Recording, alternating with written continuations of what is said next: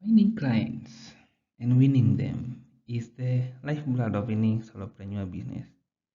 And without a steady stream of clients, even the most well planned businesses will struggle to survive. So, in um, this lesson, we'll explore proven strategies to attract and retain clients, craft winning pitches, and build a personal brand that sets you apart from the competition. You will have a clear roadmap to fulfill your pipeline with high quality clients and turn them into loyal advocates. So let's build a system that ensures that you get consistent work in and out of season. So you need to understand your needs. The clients have to see the value that you're providing for them, and you need to have consistent clients to afford your basic needs and that of the business. So the two need to go hand in hand. But you need to calculate your monthly recurring expenses. Uh, that is both personal and business costs, so that you can have a better positioning for yourself and for the business. And after setting up your pay rates, divide your expenses with the amount of projects that you need to have to get the reducible minimums for each month. And to avoid the lack mentality, uh, you need to have a good client base. You need to have the minimum number of projects and clients that you need to ensure that you meet your minimum requirements.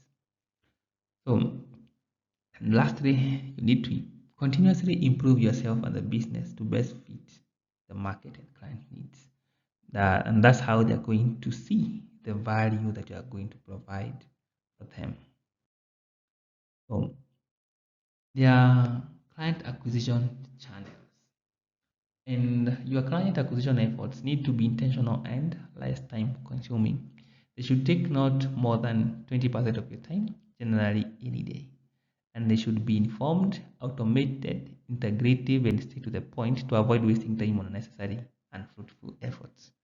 There is no point of having to reach out to 100 or 1,000 people, and from the that number you get zero active clients. And so it should be direct, informed, automated, and stay to the point to avoid wasting your time and the client's time. So the channels that you select, they need to be in line with personal and business objectives and the growth trajectory. But before you can attract clients, you need to know who you are targeting and your ideal client profile, which we created in the first lesson, uh, should include a detailed description of the type of client who is the best fit for your services. And the key element of ideal client profile include having the right demographics, that is the industry, company size, location, job title, etc. Then there are psychographics, which include values, goals, pain points, challenges, and interests, and behavioral traits, that is preferred communication channels, buying habits, and decision-making processes. So, for example, for tech startups, for example, this is an example of an ICP, that is ideal client profile. Uh, you could be targeting the tech industry. So you can target tech startups. Then what is the size? Can be 5 to 20 employees. That is a startup. Then what is their pain points? They can be lacking a strong online presence or have low website traffic to their offer. And the goal would be to increase brand awareness and generate leads. And the preferred channels for this would be LinkedIn, email, and Instagram to reach out to these people. And so you can use the client profile or a customer profile to refine your outreach strategies. So there are two ways to acquire clients. In my case, so is either you go to freelancer marketplaces or work with private clients. And for the marketplaces, I would say, um, They have their pros and they have their cons, but they are good ways to start.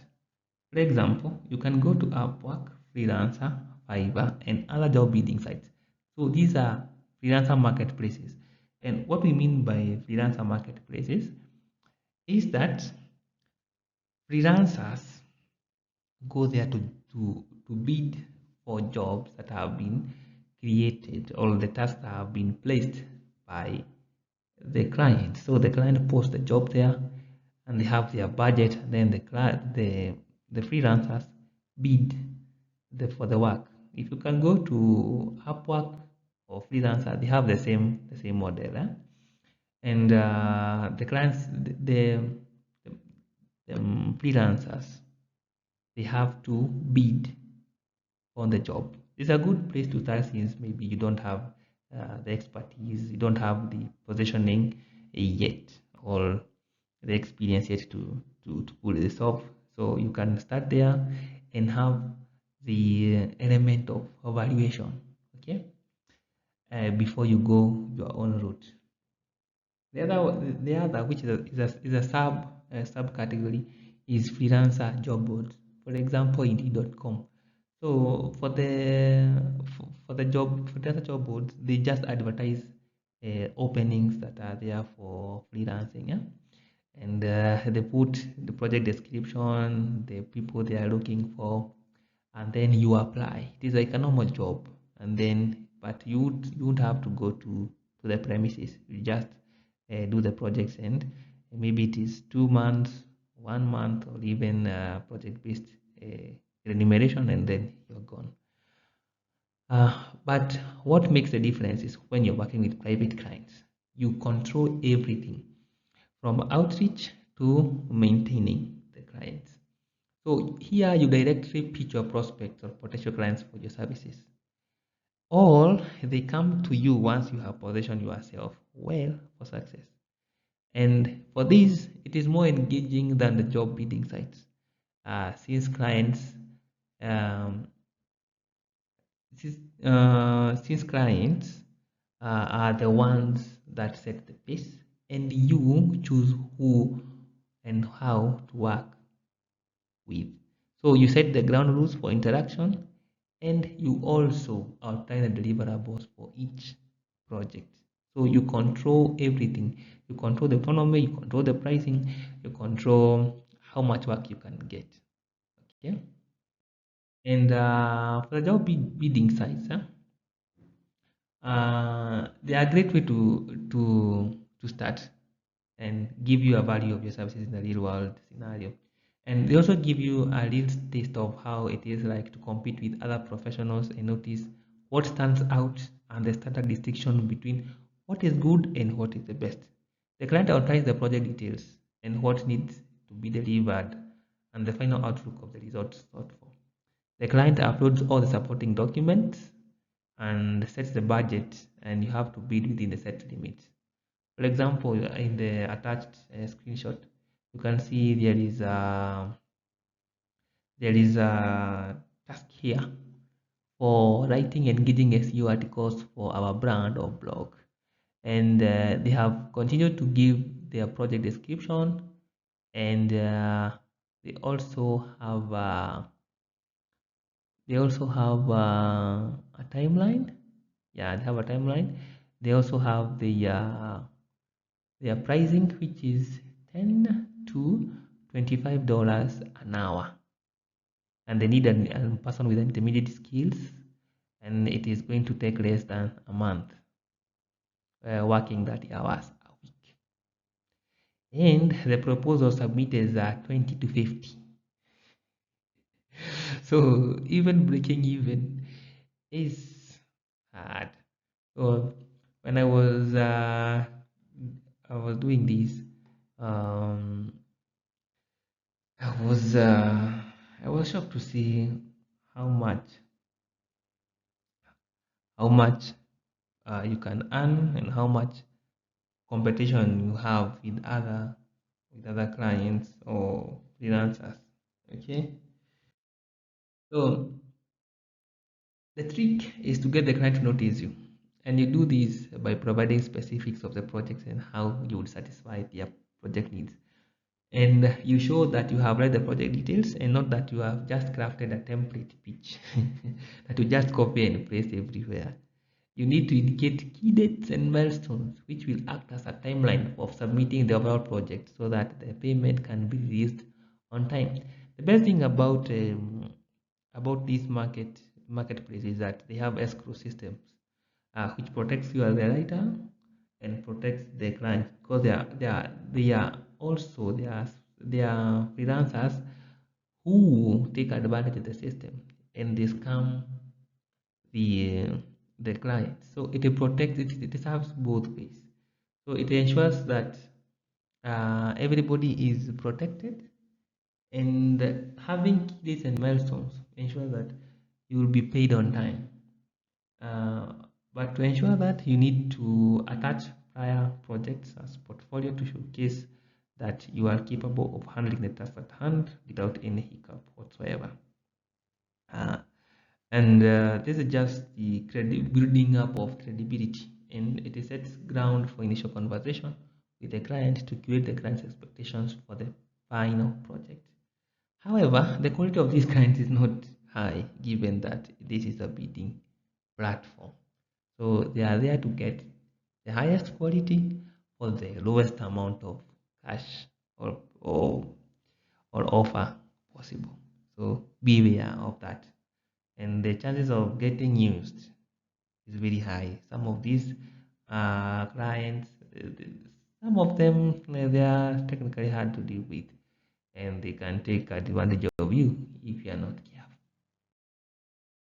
So let's go with working with private clients. So this is one of the best ways to acquire clients any day and any time from experience. So here you search online or offline for client information such as contact information, number of employees, common pain points that they might be having, current struggles, and match them up with your solutions or solutions that you are able to provide within a specific scope. Once you have collected that information, you craft a pitch that introduces yourself, makes them aware of their problem, and taste of your solutions where you need to make a promise. So the pitch needs to be short, precise, and to the point, since these businesses receive a ton of emails, texts, and calls in any given day, and they have to deal with their business operations and processes at the same time. So saving their time shows that you value their time. And the pitch is not only written but needs to be supplemented with cold calling, where you call them to make sure that you're speaking with the right person. It is hard, but the most rewarding ones, you have mastered this skill. One thing about working with private clients is that you set the ground rules for the interaction. You need to be aware of their needs, which requires prior research. Communicate your one offer in a seamless manner that the client is reasonable. The prices need to be reasonable too, and the criteria will be discussed in this presentation because it needs to make sense. So the searching for these, there are a lot of tools out there. They are both paid and free, and you can also use AI tools to scrape off information. There are Chrome extensions which can scrape site information and present it in a structured table, which is very useful. It is very useful when you're trying to search for client information. So, how do you write a pitch for both client channels? That is, for both the marketplace and for the private client. So for the bidding site, you need something that is highly customizable to make the process quick and less of a hassle. You need to keep it short since the client does not have time for the diary, and they need short, sweet, and to the point pitches. Therefore, aim for short submissions of 200 to 400 words long, and make sure to include everything that the client needs in the job description. So this speech goes in the job proposal submission offer and acts as a cover letter for you to increase chances of being selected. So let's say an example. You can use this and adjust accordingly. So you can have this. So I have an idea, I have an article idea that I know your readers will love, and I would be honored if you would consider it for publication. Um, my 1250 word article on socioeconomic factors are the leading causes of teen delinquency in the US. We'll discuss how socioeconomic factors like poverty, social association, and other social systemic issues within the justice system create a good environment where delinquency can thrive. I will also provide real-world statistics and interpret them within this context for the readers to understand the scope of the issue even better. I am a social justice and human rights graduate, and I have a passion on this topic as it affects our way of life. I have also written for similar publication as yours in the past, and I have attached the articles to the speech. I can have this article ready by Friday 9 a.m. this week. Does that sound good to you? Sincerely, Moses. So, what this does is that it introduces yourself, gives a short, it starts by the salutation, then gives the scope of your article, that is the idea and what you're going to do. And then it is followed by why you. That's why we are saying I'm a social justice and human rights graduate, which makes me uh, a better candidate to do this because I have background in social justice and human rights. And I also have credibility because I've written for similar publication as you as in the past. And I have attached the articles to this speech. So I have attached samples so that the client can see that I know what I'm doing, this is not my first time, and they can also see the tone that I write in and assess whether this goes in line with the readers. Um, the last thing is initiating a conversation, and this is by ending with a question and a micro commitment to when this can be done, creating a sense of urgency. And that is it has worked like 50% of the time because most of the gigs that I have landed, I have used these this plan, and it goes a long way. So I suggest that you use it and customize it accordingly. Okay, so this is also a pitch example for a consulting client. So it's just an example. So it's a OBX cleaning services, and the owner is called Daniel. So I have closely reviewed OBX cleaning services operations, and I commend your commitment to quality and customer satisfaction.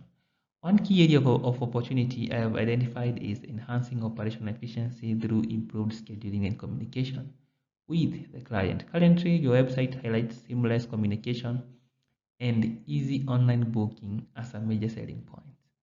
However, streamlining and automating these processes further can help you significantly reduce administrative burdens, eliminate booking overlaps, and enhance the overall customer experience. Inefficiencies in client booking and communication can lead to missed opportunities and potential customer dissatisfaction, especially as you expand your services. Without an integrated system for managing appointments and customer requests, your team may spend unnecessary time on repetitive administrative tasks.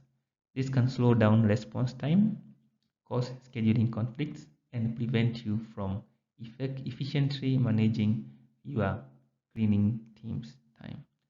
So this is the solution plan, which is creating an automated scheduling and client management system. So I propose implementing an automated scheduling and client relationship management system that integrates with your existing website. This would one automatically assign cleaning teams based on location, availability, and service type, ensuring optimal scheduling without human error. I integrate automated reminders, follow-ups, and feedback requests to maintain high levels of customer engagement without overburdening your team. Then it reduces the time spent on manual scheduling, freeing up your staff to focus on delivering excellent services and expanding your customer base. So the outcome that we are expecting is a 30 to 50 reduction in administrative time, allowing your team to handle more clients with fewer scheduling errors, improved customer satisfaction, as clients receive timely updates and reminders contributing to stronger retention rates, and 3, scalable growth with the ability to manage increased demand without sacrificing service quality. I believe this solution will significantly enhance your operational efficiency, helping OPX cleaning services grow sustainably while maintaining its high standards. I'd love to discuss this further and explore how Dolan Managers Limited can support you in implementing these changes. Best regards, Moses, CEO and founder, Dolan Managers Limited. So I have just swapped up the name of the company, but this is an example of a consulting pitch that I did, and it warmed up the client, and we ended up having this client on board. And the project that we did was a massive success that we did last year.